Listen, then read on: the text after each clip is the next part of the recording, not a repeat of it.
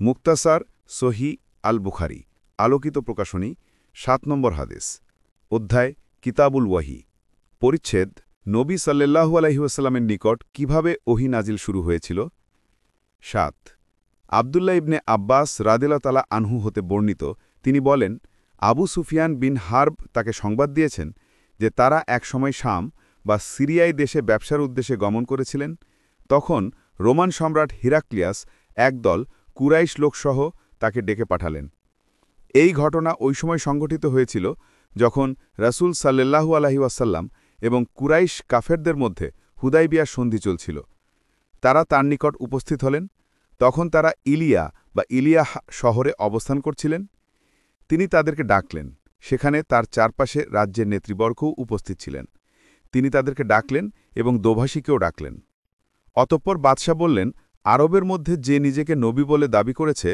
তোমাদের মধ্যে কে সবচেয়ে তার ঘনিষ্ঠ আত্মীয় আবু সুফিয়ান বললেন আমি তার সবচেয়ে বেশি নিকটাত্মীয় বাদশাহ বললেন তোমরা তাকে এবং তার সাথীদেরকে আমার নিকটে ডেকে নিয়ে আসো অতঃপর সাথীদেরকে আবু সুফিয়ানের পিছনে বসানো হল অতঃপর হিরাক্লিয়াস দোভাষীকে বললেন তুমি তাদেরকে অর্থাৎ আবু সুফিয়ানের সাথীদেরকে বলো যে আমি ওই ব্যক্তি মুহাম্মদ সম্পর্কে তাকে কিছু কথা জিজ্ঞাসা করব সে যদি আমার সাথে মিথ্যা বলে তবে তোমরাও তাকে মিথ্যাবাদী বলবে আবু সুফিয়ান বলেন সঙ্গীরা আমাকে মিথ্যাবাদী বলে অপবাদ দেওয়ার লজ্জা আমাকে বাধা প্রদান না করলে আমি তার সম্পর্কে মিথ্যা বলতাম অতঃপর তিনি প্রথমে আমাকে যে প্রশ্নটি করলেন তা হল হিরাক্লিয়াস তোমাদের মধ্যে তার বংশমর্যাদা কেমন আবু সুফিয়ান তিনি আমাদের মধ্যে উচ্চ মর্যাদাপূর্ণ বংশের লোক হিরাক্লিয়াস তোমাদের মধ্যে তার পূর্বে অন্য কেউ এরূপ কথা বলেছেন কি আবু সুফিয়ান না হিরাক্লিয়াস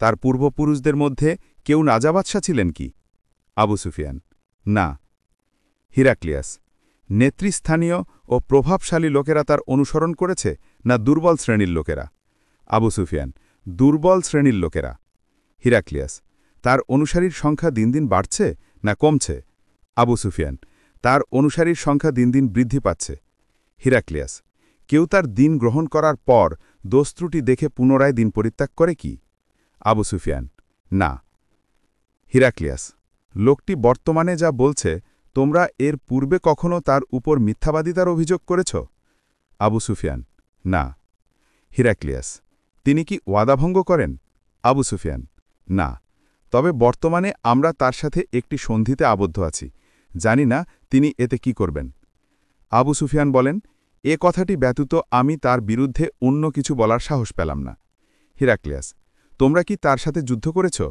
আবু সুফিয়ান হ্যাঁ হিরাক্লিয়াস তার সাথে আপনাদের যুদ্ধের ফলাফল কি হয়েছে আবু সুফিয়ান যুদ্ধের ফলাফল আমাদের এবং তার মধ্যে ঘূর্ণয়মান কখনো তিনি বিজয়ী হয়েছেন আবার কখনো আমরা বিজয়ী হয়েছি হিরাক্লিয়াস তিনি তোমাদেরকে কিসের আদেশ দেন আবু সুফিয়ান তিনি আমাদেরকে বলেন এক আল্লাহর এবাদত করো তার সাথে অন্য কিছুকে শরিক করো না তোমাদের পূর্বপুরুষরা যেসব বস্তুর উপাসনা করত তা ছেড়ে দাও তিনি আমাদেরকে নামাজের আদেশ দেন তিনি আরও আদেশ দেন তোমরা সত্য বলো অন্যায় থেকে বিরত থাকো এবং আত্মীয়তার সম্পর্ক বজায় রাখো অতঃপর সম্রাট দোভাষীকে বললেন তুমি আবু সুফিয়ানকে বলো আমি তোমাকে তার বংশমর্যাদা সম্পর্কে প্রশ্ন করেছিলাম তুমি বলেছ তিনি তোমাদের মাঝে সম্ভ্রান্ত বংশের অন্তর্ভুক্ত এমনিভাবে রাসূলগণ সম্ভ্রান্ত বংশেই জন্মগ্রহণ করে থাকেন আমি তোমাকে প্রশ্ন করেছিলাম তোমাদের মধ্যে ইতিপূর্বে অন্য কেউ এরূপ কথা বলেছেন কি তুমি বলেছ না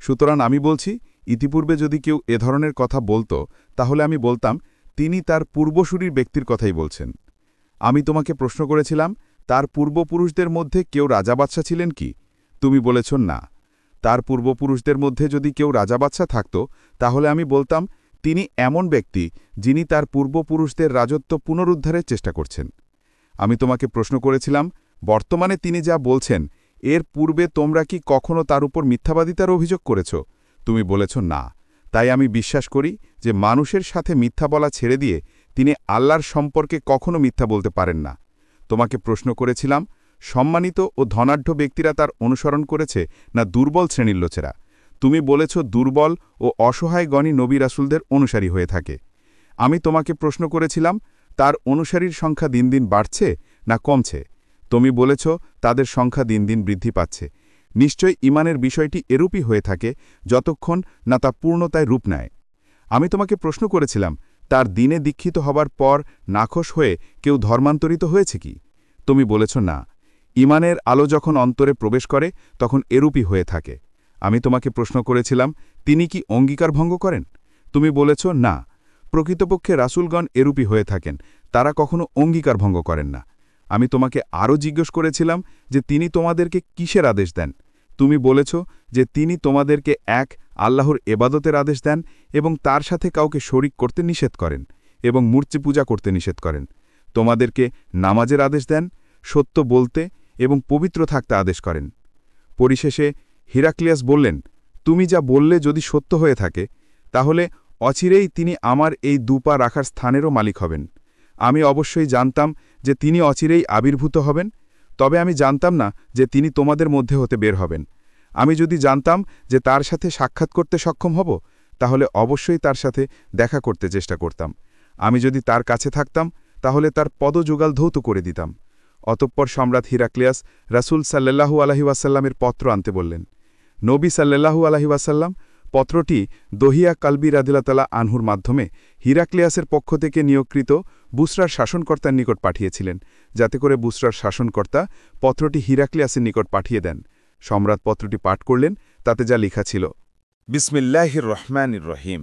আল্লাহর রাসূল মুহাম্মদ বিন আবদুল্লাহর পক্ষ থেকে রোমের মহান সম্রাট হিরাক্লিয়াসের প্রতি, হেদায়েতের পথের অনুসারীদের প্রতি আল্লাহর শান্তি বর্ষিত হোক। আমি আপনাকে ইসলামের প্রতি আহ্বান জানাচ্ছি। যদি ইসলাম গ্রহণ করেন তাহলে নিরাপদে থাকবেন। আপনি ইসলাম গ্রহণ করলে আল্লাহ আপনাকে দ্বিগুণ পুরস্কার দিবেন। আর যদি আপনি ইসলাম হতে পৃষ্ঠ প্রদর্শন করেন, তাহলে প্রজাদের সকলের অপরাধও আপনার উপর বর্তাবে। পত্রে আল্লাহর এই বাণীটিও ছিল, ইয়া আহলাল কিতাবি তাআলাউ ইলা কালিমাতিন সাওয়াইন বাইনানা ওয়া বাইনাকুম আল্লা না'বুদা ইল্লাল্লাহা ওয়ালা নুশরিকা বিহি শাইআ ওয়ালা ইয়াত্তাখিযা বা'দুনা বা'দাম আরবাবাম মিন দুনিল্লাহ ফাইন তাওয়াল্লাউ ফাকুলু আশহাদু বিআন্না মুসলিমুন। হে আহলে কিতাব, তোমরা এমন একটি কালেমার দিকে আসো যা আমাদের ও তোমাদের মাঝে সমান। তা হল আমরা আল্লাহ ছাড়া অন্য কারো এবাদত করব না এবং তার সাথে কোনো শরিক সাব্যস্ত করব না, এবং আমাদের কেউ অন্য কাউকে পালনকর্তা হিসেবে গ্রহণ করবে না। তোমরা যদি এটা গ্রহণ না করো, তাহলে তোমরা বলে দাও, তোমরা এ মর্মে সাক্ষী থাকো যে আমরা আল্লাহর অনুগত। সূরা আল ইমরান ৬৪। আবু সুফিয়ান বলেন, হিরাক্লিয়াস যা বলার বললেন এবং পত্রপাঠ থেকে অবসর হলেন। তখন তার নিকট হইচই শুরু হয়ে গেল এবং আওয়াজ উঁচু হল। আমাদেরকে সেখান থেকে বের করে দেয়া হল। আমি আমার সাথীদেরকে বললাম, আবু কাফসার ছিলের ব্যাপারটি তো অনেক বড় হয়ে গেছে, অর্থাৎ মুহাম্মদের ব্যাপারটি অনেক বেড়ে গেছে। স্বয়ং রোম সম্রাটও তাকে ভয় করছেন। আবু সুফিয়ান বলেন, এ ঘটনার পর থেকে আমার অন্তরে এরূপ বিশ্বাস জন্মেছিল যে অবশ্যই রাসূল সাল্লাল্লাহু আলাইহি ওয়াসাল্লাম বিজয়ী হবেন। ইতিমধ্যেই আল্লাহ তাআলা আমার ভিতরে ইসলামের মোহাব্বত ঢুকিয়ে দিলেন। ইলিয়ার শাসনকর্তা ও হিরাক্লিয়াসের বন্ধু ইবনে নাতুরা শামের খ্রিস্টানদের সর্দার ছিলেন। তিনি বর্ণনা করতেন যে হিরাক্লিয়াস যখন শামে অর্থাৎ সিরিয়ায় আগমন করার সময় বাইতুল মাকদিস আগমন করেন, তখন একদিন বিষণ্ণ মন নিয়ে ঘুম থেকে ওঠেন। তার এক সাথী বললেন, হে সম্রাট, আমরা আপনাকে আজ পেরেশান অবস্থায় দেখতে পাচ্ছি, এর কারণ কি? ইবনে নাতুরা বলেন, হিরাক্লিয়াস একজন গণকও ছিলেন। তিনি তারকার দিকে দৃষ্টি দিতেন। তারা যখন তাকে বিষণ্ণ থাকার কারণ জিজ্ঞাসা করলেন, তখন তিনি বললেন, আজ রাতে তারকার দিকে তাকিয়ে দেখলাম খতনাকারীর বাদশাহ জয়যুক্ত হয়েছেন। তোমরা বলতে পারো কি বর্তমান সময়ে কারা খতনা করে? তারা বলল, বর্তমান জামানায় ইহুদিরাই খতনা করে থাকে, সুতরাং তাদের ব্যাপারে পেরেশান হওয়ার কিছু নেই। সুতরাং আপনি রাজ্যের শহরে এ আদেশ লিখে পাঠান, যেখানে খতনাকারী ইহুদি বসবাস করছে, লোকেরা যেন তাদের সবাইকে হত্যা করে। তারা যখন সম্রাটের সাথে এরূপ আলোচনায় রত ছিলেন, তখন গাসসানের শাসনকর্তার পক্ষ থেকে প্রেরিত এক লোককে হিরাক্লিয়াসের নিকট উপস্থিত করা হল। সে লোকটি রাসূল সাল্লাল্লাহু আলাইহি ওয়াসাল্লামের খবরাখবর বর্ণনা করত। হিরাক্লিয়াস যখন তাকে রাসূল সাল্লাল্লাহু আলাইহি ওয়াসাল্লামের অবস্থা সম্পর্কে জিজ্ঞাসা করলেন, তখন তিনি বললেন, তোমরা তাকে গোপন স্থানে নিয়ে যাও এবং দেখো তার খতনা করা হয়েছে কিনা। অতঃপর তারা তাকে পরীক্ষা-নিরীক্ষা করে দেখল এবং হিরাক্লিয়াসকে জানাল যে সে খতনাকৃত। তারপর তাকে আরবদের সম্পর্কে জিজ্ঞাসা করা হলে সে বলল, আরবরা খতনা করে থাকে। তখন হিরাক্লিয়াস বললেন, এই ব্যক্তি মুহাম্মদ, এই জাতির বাদশাহ, তিনি প্রকাশ পেয়েছেন। অতঃপর হিরাক্লিয়াস তার এক বন্ধুর নিকট পত্র লিখে পাঠালেন। তিনিও জ্ঞানবিজ্ঞানে হিরাক্লিয়াসের সমকক্ষ ছিলেন। তারপর তিনি হিমসে চলে যান। হিমসে পৌঁছে তার বন্ধুর নিকট থেকে পত্রের জবাব এসে গেল।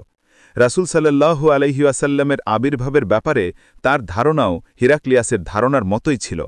তিনি প্রকৃতপক্ষে নবী হিসেবে প্রেরিত হয়েছেন। অতঃপর সম্রাট হিরাক্লিয়াস রোমের গভর্নরদেরকে হিমসের কোনো একটি মহলে ডাকলেন। মহলের সমস্ত দরজা বন্ধ করে দেওয়ার আদেশ করলেন। তারপর সম্রাট লোকেদের সামনে হাজির হয়ে বললেন, হে রোম সম্প্রদায়, যদি তোমরা নিজেদের কল্যাণ চাও এবং সঠিক পথের সন্ধান কামনা করো এবং এটা চাও যে তোমাদের রাজত্ব বহাল থাকুক, তাহলে এই নবীর হাতে বায়াত করে তার অনুসরণ করো। সম্রাটের কথা শুনে উপস্থিত লোকেরা জঙ্গলি গাধার মতো দরজার দিকে ছোটে অগ্রসর হল, কিন্তু তারা সমস্ত দরজা বন্ধ দেখতে পেল। রোমান সম্রাট যখন তাদের অনিচ্ছা দেখতে পেলেন এবং ঈমানের প্রতি তাদের কোনো আগ্রহ দেখতে না পেলেন, তখন তিনি তাদেরকে দরবারে ফেরত আনলেন। সম্রাট তাদের লক্ষ্য করে বললেন, একটু পূর্বে যেমন তোমাদেরকে আমি যে কথাটি বলেছিলাম তা তোমাদেরকে পরীক্ষা করার জন্যই এবং তোমাদের দিনের উপর তোমাদের দৃঢ়তা যাচাই করার জন্যই বলেছিলাম। সুতরাং আমি প্রত্যক্ষ করলাম যে তোমরা তোমাদের দিনের উপর অটল রয়েছ। কথা শুনে সকলেই বাদশাকে সেজদা করল এবং তার প্রতি সন্তুষ্ট প্রকাশ করল। এটি ছিল সম্রাট হিরাক্লিয়াসের সর্বশেষ অবস্থা। হাদিসের মান সহিহ।